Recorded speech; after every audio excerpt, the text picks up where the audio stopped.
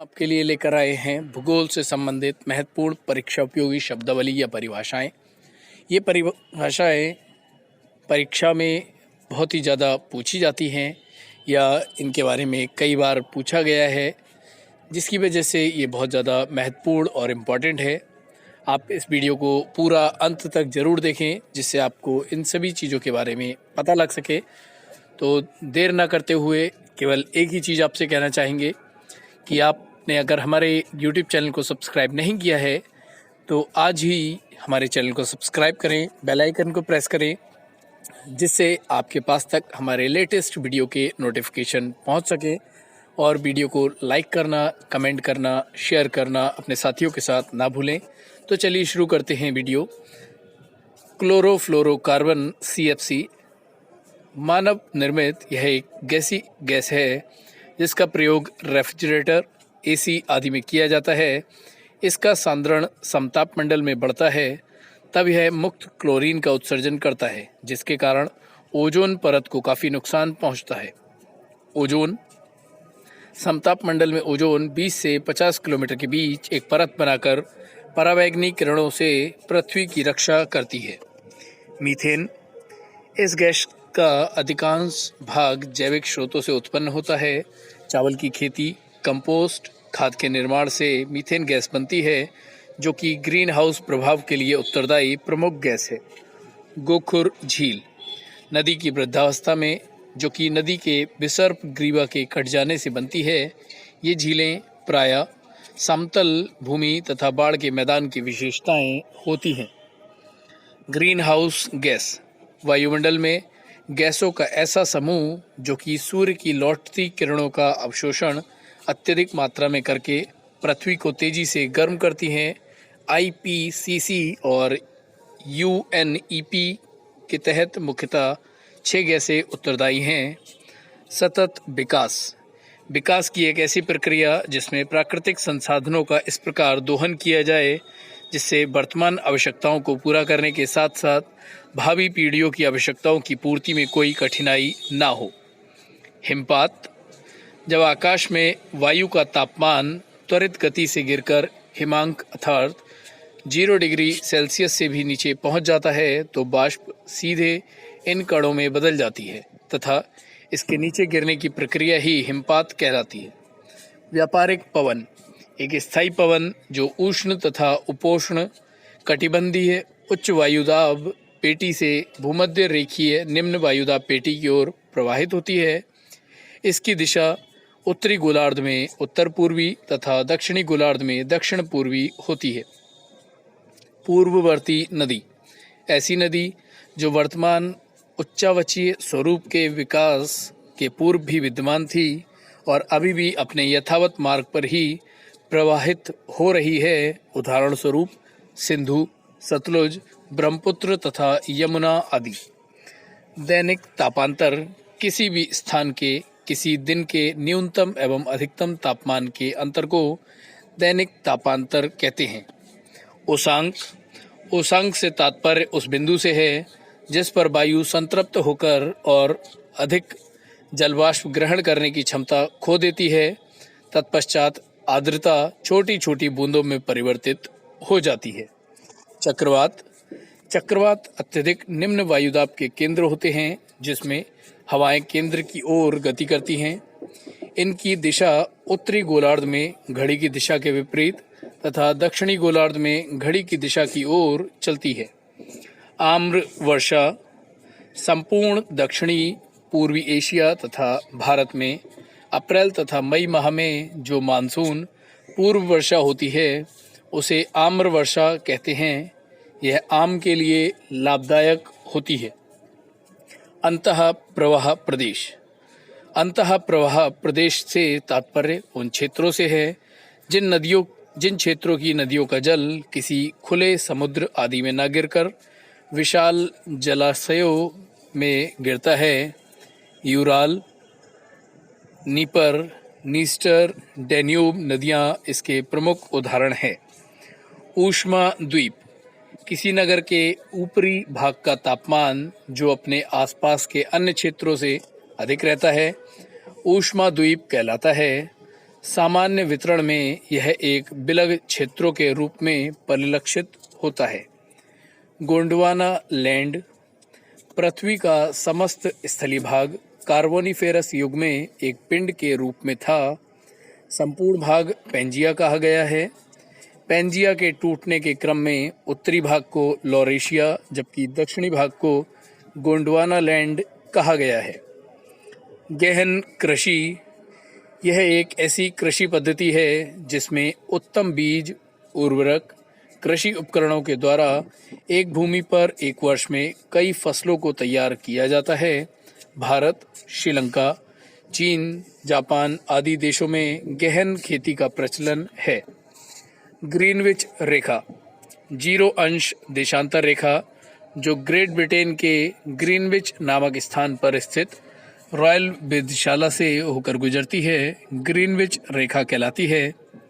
अन्य देशांतर रेखाओं का निर्धारण इसी रेखा से होता है। चंद्र ग्रहण, जब पृथ्वी, सूर्य और चंद्रमा के मध्य होती है तब यह तीनों एक सीधी रेखा में होते हैं। तो ऐसी स्थिति में पृथ्वी की छाया चंद्रमा पर पड़ती है जिससे चंद्र ग्रहण की स्थिति होती है। यह स्थिति पूर्णिमा को ही आती है। दोआब, दो नदियों के मध्य स्थित जलोढ़ मैदान को दोआब कहते हैं। यह शब्द विशेषकर दो नदियों के संगम क्षेत्र की भूमि के लिए प्रयुक्त होता है। रचना, बारी, बिस्ट आदि प्रमुख दोआब क्षेत्र हैं। ध्रुव तारा ब्रह्मांड में स्थित एक ऐसा तारा जो सदैव उत्तर की ओर इंगित करता है। उत्तरी गोलार्ध से यह प्रत्येक स्थान से उत्तर दिशा में दिखाई देता है। यह वास्तविक उत्तर दिशा को इंगित करता है। नियतवाही पवनें, नियतवाही पवनों से तात्पर्य है कि ऐसी पवन जो निरंतर एक ही दिशा में चले। विषुवत रेखीय पवनें, व्यापारिक पवनें तथा ध्रुवीय पवनें नियतवाही पवनों के उदाहरण हैं। जेट स्ट्रीम वायुमंडल में क्षोभ सीमा के आसपास प्रवाहित होने वाली तीव्र पश्चिमी पवनों को जेट स्ट्रीम कहते हैं। यह 150 से 500 किलोमीटर की चौड़ाई तथा कुछ किलोमीटर की मोटाई में 50 से 60 किलोमीटर के वेग से चलती हैं। भ्रंश दरार, घाटी भूतल पर हुए दरारों के कारण दो भ्रंशों के मध्य का भाग धंस जाता है। दरार घाटी कहा जाता है। जॉर्डन नदी घाटी, नर्मदा, ताप्ती नदी घाटियां दरार घाटी के उदाहरण हैं। निहारिका, ब्रह्मांड में धूल, गैस तथा घने तारों के समूह को निहारिका कहते हैं। हमारी आकाशगंगा में अनेक निहारिकाएं हैं।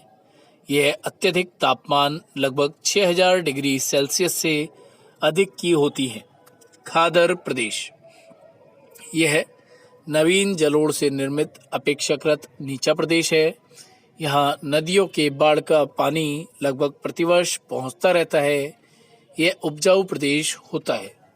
मोनोजाइट बालू, भारत में मोनोजाइट का विश्व में सबसे बड़ा संचित भंडार है। यह केरल के तट पर पाया जाता है। मोनोजाइट से थोरियम प्राप्त किया जाता है।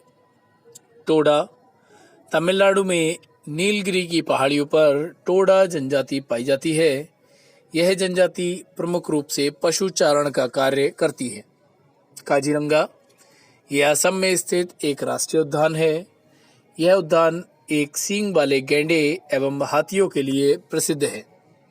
नार्वेस्टर, गर्मियों में अप्रैल मई महीने में शुष्क एवं उष्ण स्थानीय पवनों के समुद्री पवनों के मिलने से प्रचंड स्थानीय तूफान जिनसे वर्षा तथा ओले पड़ते हैं, इन्हें पश्चिम बंगाल में नार्वेस्टर या काल बैसाखी कहा जाता है। अंतर्राष्ट्रीय तिथि रेखा, ग्लोब पर 180 देशांतर के लगभग साथ साथ काल्पनिक रूप से निर्धारित की गई एक रेखा जो प्रशांत महासागर के जलीय भाग से गुजरती है। इस रेखा के दोनों तरफ 24 घंटे का अंतर होता है। अश्व अक्षांश, 30 से 35 अक्षांश वाली उच्च वायुमंडलीय दबाव की शांत पेटी जो कि सूर्य के साथ खिसकती रहती है अश्व अक्षांश कहलाती है। इस भाग में प्रति चक्रवाती हवाएं चलती हैं। क्षुद्र ग्रह मंगल तथा बृहस्पति ग्रहों के मध्य पाए जाने वाले असंख्य छोटे छोटे तारा समूह को क्षुद्र ग्रह कहते हैं। यह ग्रह अन्य ग्रहों की तरह ही सूर्य की परिक्रमा करते हैं। अल नीनो पूर्वी प्रशांत महासागर में पेरू के तट से उत्तर से दक्षिण की दिशा में प्रवाहित होने वाली गर्म समुद्री धारा है जो हम्बोल्ट धारा को प्रतिस्थापित करके 30 से 36 दक्षिण अक्षांश के मध्य बहती है। अल नीनो के कारण सागर में स्थित मछलियों के आधारभूत आहार प्लैंकटन की कमी के कारण मछलियां मरने लगती हैं। यह धारा मानसून को भी प्रभावित करती है। अवरोही पवन ऐसी पवनें रात्रि में ठंडी होकर पर्वतीय ढालों के नीचे घाटी की ओर प्रवाहित होती हैं, अवरोही पवन कहलाती हैं। इसे पर्वतीय पवन भी कहते हैं। आग्नेय शैल आग्नेय शैलों का निर्माण तरल मैग्मा के शीतल तथा ठोस होने से होता है। यह शैल कठोर तथा अप्रवेश्य होते हैं तथा इनमें जीवाश्म का भी अभाव रहता है। उल्का यह खगोलीय पिंड जो पृथ्वी के वायुमंडल में प्रवेश करते ही जलने लगते हैं उनका कहलाते हैं। यह प्रायः वायुमंडल में ही जलकर राख हो जाते हैं, परंतु कभी कभी बड़ा आकार होने के कारण यह पृथ्वी पर आ गिरते हैं। भुज गुजरात में कच्छ जिले का मुख्यालय है। इस क्षेत्र में प्रायः भूकंप आते रहते हैं। भाखड़ा नांगल परियोजना सतलुज नदी पर निर्मित एक बहुउद्देशीय परियोजना है। इसके जलाशय का नाम गोविंद सागर है। इस परियोजना से हिमाचल प्रदेश, पंजाब, हरियाणा एवं राजस्थान को बिजली प्राप्त होती है। केप कैमोरिन तमिलनाडु का दक्षिणी छोर जहां अरब सागर, हिंद महासागर तथा बंगाल की खाड़ी का जल मिलता है। बूलर झील यह कश्मीर की घाटी में श्रीनगर के पूर्वी भाग पर अवस्थित झेलम नदी द्वारा निर्मित गोखुर झील है। इसके चारों ओर श्रीनगर का विस्तार हो गया है। तराई प्रदेश इसका विस्तार भावर प्रदेश के दक्षिण में है जहां महीन कंकड़, पत्थर, रेत, चिकनी मिट्टी का निक्षेप मिलता है। तराई प्रदेश में भावर की लुप्त नदियां पुनः सतह पर प्रकट हो जाती हैं। कार्डमम पहाड़ियां केरल तथा तमिलनाडु की सीमा पर अवस्थित यह पहाड़ियां इलायची के उत्पादन के लिए प्रसिद्ध है। चिल्का झील यह भारत की सबसे बड़ी लैगून खारे पानी की झील है। उड़ीसा के तट पर स्थित ये झील वर्तमान में अत्यंत प्रदूषित हो चुकी है। डचिगाम नेशनल पार्क श्रीनगर के निकट यह पार्क अवस्थित है। यह नेशनल पार्क कस्तूरी मृग एवं तेंदुओं के लिए प्रसिद्ध है। संवहनीय वर्षा स्थानीय तापमान वृद्धि के कारण संवहनीय वर्षा होती है। वायु गर्म होकर ऊपर उठती है और ठंडी होकर स्थानीय रूप से वर्षा करती है। काली मिट्टी इसे रेगुर एवं कपास मृदा के नाम से भी जाना जाता है। इस मृदा का निर्माण लावा पदार्थ के विखंडन से हुआ है। यह मिट्टी गीली होने पर काफी चिपचिपी हो जाती है तथा सूख जाने पर इसमें दरारें पड़ जाती हैं। ज्वारीय वनस्पति इस प्रकार की वनस्पति समुद्री तट एवं निम्न डेल्टाई भागों में पाई जाती है। यहाँ ज्वार के कारण नमकीन जल का फैलाव होता है।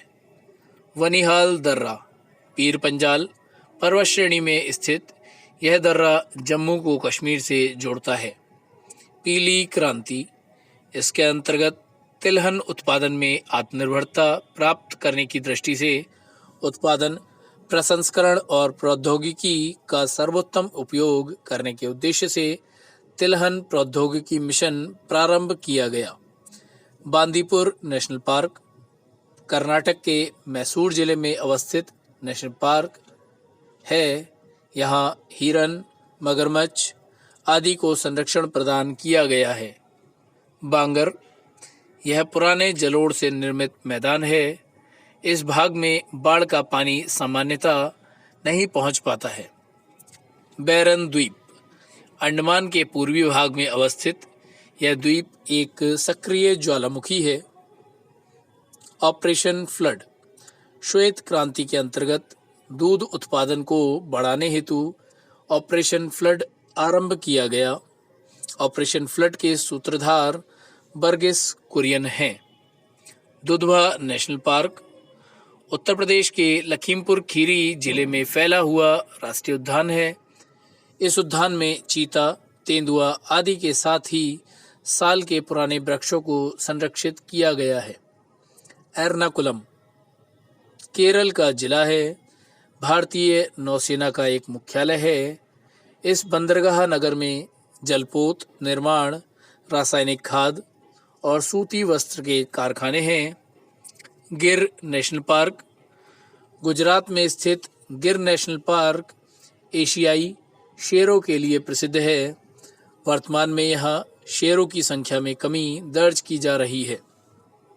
हल्दिया, हुगली नदी के मुख पर अवस्थित एक बंदरगाह है। यहाँ तेल शोधक कारखाना भी है। इस बंदरगाह के बनने से कोलकाता बंदरगाह के दबाव में कमी आई है।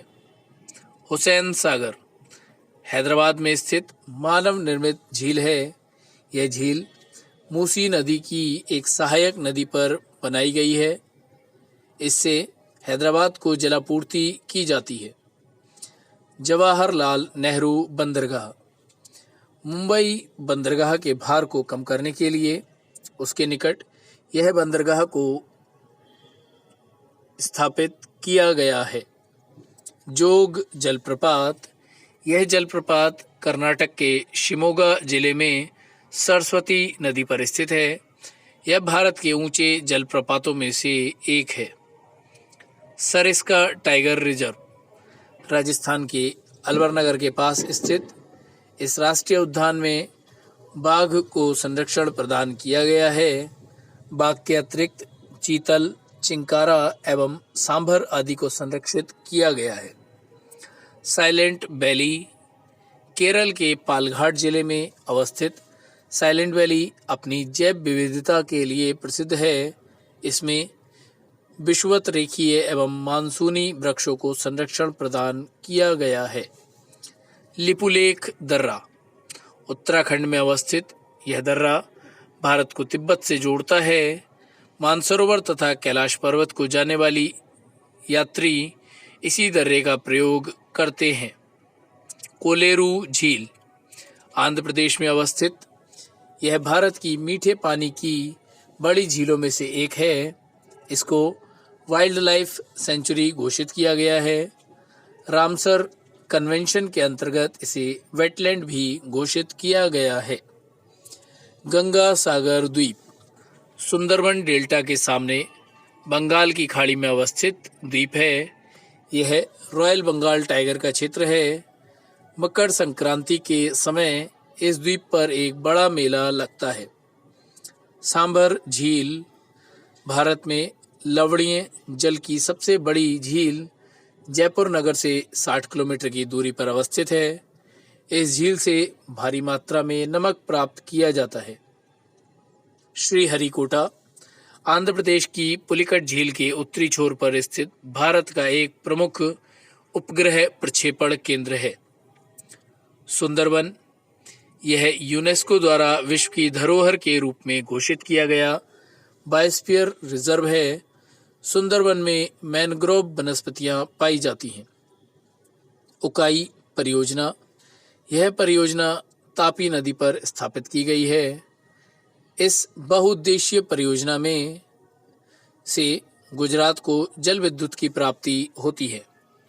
व्हीलर द्वीप, महानदी एवं ब्राह्मणी नदियों के डेल्टा क्षेत्र में स्थित द्वीप है। इस ग्रुप में मैनग्रोव वनस्पतियां पाई जाती हैं।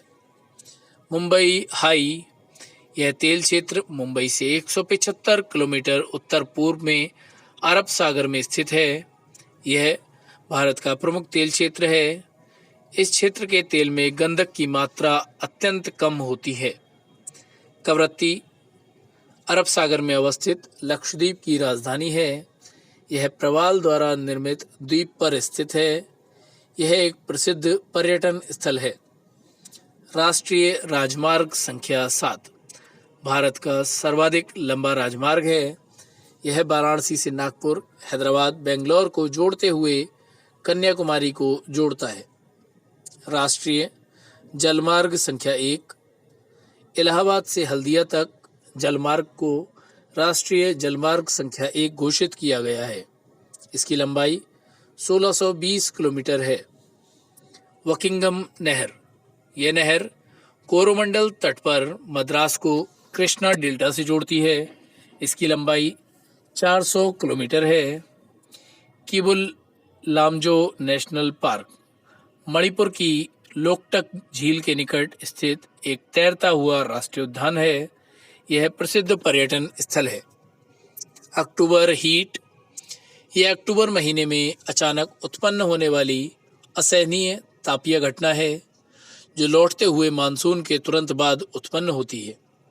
यह गर्मी के मौसम जितना गर्म तो नहीं होता, लेकिन यह बहुत ही असहनीय मौसम को जन्म दे देती है। एल्बिडो, सूर्य ऊर्जा के वितरण के पश्चात ऊपरी सतह से परिवर्तन होने की मात्रा को एल्बिडो कहते हैं। कुछ सतहें सूर्य की ऊर्जा को परिवर्तित करती हैं तथा अन्य उपायों की अपेक्षा वायु को अत्यधिक गर्म करने में समर्थ होती हैं। आम्र वृष्टि, असम में मई महीना रोस्टर के द्वारा होने वाली वर्षा चाय की खेती के लिए लाभदायक होती है। इसी कारण यह चाय वृष्टि कहलाती है। चेरी ब्लॉसम, कर्नाटक में आर्द्र सागरीय पवनों तथा शुष्क गर्म पवनों के मिलन से अप्रैल मई माह में कॉफी के रोपण के लिए उपयोगी स्थानीय तूफानों को चेरी ब्लॉसम कहा जाता है। ट्रक फार्मिंग, इस प्रकार की कृषि जहां फल, सब्जी आदि उगाए जाते हैं जिन्हें जल्दी बाजार तक पहुंचाना जरूरी होता है, अन्यथा पदार्थ के खराब होने का भय रहता है। Deep ocean assessment and reporting centre, यह समुद्र से 6 किलोमीटर की गहराई पर स्थापित की जाने वाली प्रणाली है जिसमें दाबीय सेंसर भी लगे होते हैं जिससे जल के प्रवाह को मापा जाता है। इससे सेंसर उपग्रह से जुड़े होते हैं। यही पृथ्वी तल तक संदेश पहुंचाते हैं। इसका प्रयोग सुनामी की पूर्व सूचना के लिए किया जाता है। प्लाया मुख्यतः समतल सतह और अप्रवाहित द्रोणी वाली छोटी झीलें होती हैं जिसमें वर्षा जल जल्दी भाप बनकर उड़ जाता है। उन्हें प्लाया कहते हैं। उदाहरणार्थ डीडवाना, कुचामन, सरगोल जिले आदि भारत के प्लाया क्षेत्र हैं। मृदा रुग्णता, लंबे समय से अत्यधिक एवं अनियोजित रासायनिक उर्वरकों का प्रयोग मिट्टी की पैदावार में कमी ला देता है। इसे ही मृदा रुग्णता कहते हैं। याजू नदी, यह वह नदी है जो मुख्य नदी के समानांतर बहती है लेकिन यह कभी भी मुख्य नदी से जोड़ नहीं पाती है। याजू नदी कहलाती है। कृषि वानिकी, यह एक उत्पादक तकनीक है जिसमें एक भूभाग का कृषि एवं वानिकी के लिए संयुक्त उपयोग होता है। इसके द्वारा प्राकृतिक संसाधनों जैसे सूर्य प्रकाश, मृदा जल पोषक तत्व, अधिक संतुलित उपभोग, किसानों के लिए अतिरिक्त आय का प्रबंध, भोजन, चारा एवं ईंधन की अतिरिक्त उपलब्धता तथा मृदा एवं जल संरक्षण सुनिश्चित किया जा सकता है। अल्पाइन वनस्पति, अधिक ऊंचाइयों में प्रायः समुद्र तल से 3600 मीटर से अधिक ऊंचाई पर पाई जाने वाली वनस्पति को अल्पाइन वनस्पति कहते हैं। सिल्वर, फर, जूनिपर, पाइन इन वनों के मुख्य वृक्ष हैं। हिमरेखा के निकट अग्रसर होने पर इन वृक्षों का आकार छोटा होता जाता है। ला निनो, अल नीनो के विपरीत है। शीत सामुद्रिक धाराओं के दोलन से उत्पन्न पेरू तट के असामान्य रूप से ठंडे होने की घटना है। अल नीनो की तरह यह भी मानसून को प्रभावित करता है। मिश्रित कृषि यह एक खेत में एक ही मौसम में दो या अधिक फसलों को उपजाने की प्रक्रिया है, जैसे गेहूं, चना एवं सरसों की रबी फसलें एक साथ ही बोई जाती हैं। इसमें वर्षा एवं बाढ़ वाले इलाकों में किसानों का जोखिम कम हो जाता है तथा मृदा पोषकों की आपूर्ति भी हो जाती है। सीढ़ीनुमा कृषि यह एक कृषि विधि है जिसमें पर्वतीय क्षेत्रों में ढालों पर सीढ़ीनुमा खेत तैयार किए जाते हैं। इससे सतही वहाव की गति धीमी हो जाने के कारण भूक्षरण कम हो जाता है, जबकि उपलब्ध उर्वर भूमि का अधिकतम उपयोग संभव हो पाता है। भारत में शीतकालीन वर्षा भूमध्य सागर एशिया में उठने वाले अवदाबों के प्रभाव से होती है। यह अवदाब मध्य एशिया, ईरान तथा अफगानिस्तान होते हुए भारत में प्रवेश करते हैं तथा उत्तर एवं उत्तर पश्चिमी भारत तथा हिमालय के तराई वाले क्षेत्रों में वर्षा करते हैं। न्यूमुरे द्वीप यह बंगाल की खाड़ी में गंगा ब्रह्मपुत्र डेल्टा स्थित एक द्वीप है जो भारत एवं बांग्लादेश के बीच दावे प्रति के कारण विवादित रहा है। इंदिरा पॉइंट भारत का दक्षिणतम बिंदु है। यह निकोबार द्वीप समूह पर स्थित है। कार्बनिक कृषि खेती का वह तरीका है जिसमें मृदा की उत्पादकता बनाए रखने एवं कीट नियमन हेतु फसल चक्र, हरित सांध्रों, कंपोस्ट, जैविक कीटनाशकों तथा यांत्रिक जुताई पर निर्भर रहा जाता है। इस कृषि में संश्लेषित उर्वरकों का सीमित प्रयोग किया जाता है। इसके साथ ही हमारा ये वीडियो कंप्लीट होता है। आपको वीडियो कैसा लगा हमें कमेंट करके बताना ना भूलें। साथ ही वीडियो को लाइक करना, शेयर करना और चैनल को सब्सक्राइब करना ना भूलें। धन्यवाद।